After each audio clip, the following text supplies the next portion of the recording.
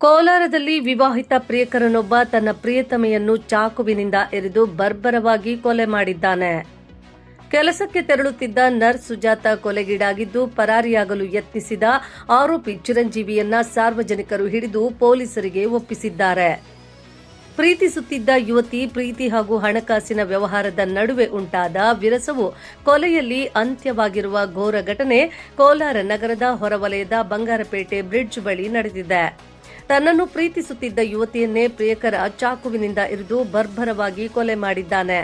ಬಂಗಾರಪೇಟೆ ತಾಲೂಕಿನ ದಾಸರಹೊಸಳ್ಳಿ ಮೂಲದ ಸುಜಾತ 28 ಕೊಲೆಯಾದ ದುರ್ದೈವಿ.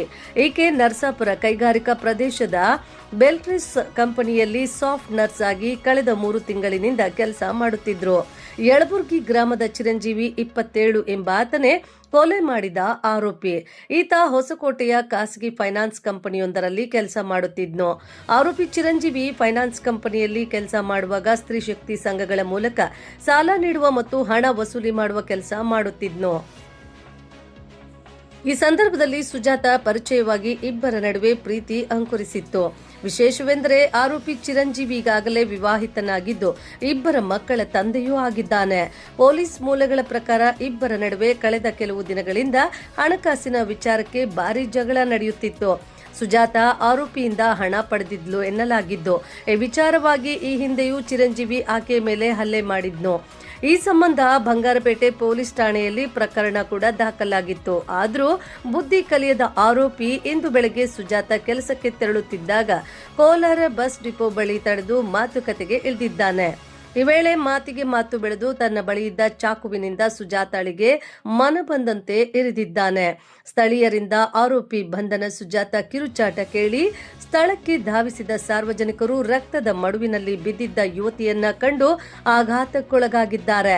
ಸ್ಥಳದಿಂದ ಪರಾರಿಯಾಗಲು ಯತ್ನಿಸಿದ ಆರೋಪಿ ಚಿರಂಜೀವಿಯನ್ನ ಸಾರ್ವಜನಿಕರು ಬೆನ್ನಟ್ಟಿ ಹಿಡಿದು ಧರ್ಮದೇಟು ನೀಡಿ ಪೊಲೀಸರಿಗೆ ಒಪ್ಪಿಸಿದ್ದಾರೆ.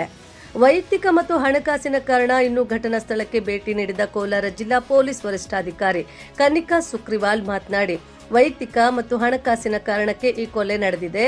ಸುಜಾತ ಎಷ್ಟು ಹಣ ಪಡೆದಿದ್ದಳು ಮತ್ತು ಕೊಲೆಗೆ ಬೇರೇನಾದರೂ ಪ್ರಚೋದನೆ ಇತ್ತೆ ಎಂಬ ಬಗ್ಗೆ ತನಿಖೆ ನಡೆಸುತ್ತಿದ್ದೇವೆ. ಆರೋಪಿಯನ್ನ ಬಂಧಿಸಿ ಕಾನೂನು ಕ್ರಮ ಕೈಗೊಳ್ಳಲಾಗಿದೆ ಎಂದು ತಿಳಿಸಿದರು. ಕೋಲಾರ ಟೌನ್ ಪೊಲೀಸ್ ಸ್ಟೇಷನ್ ವ್ಯಾಪ್ತಿಯಿಂದ ಒಂದು ಕೊಲೆ ಪ್ರಕ್ರಿಯೆ ರಿಪೋರ್ಟ್ ಆಗಿದೆ.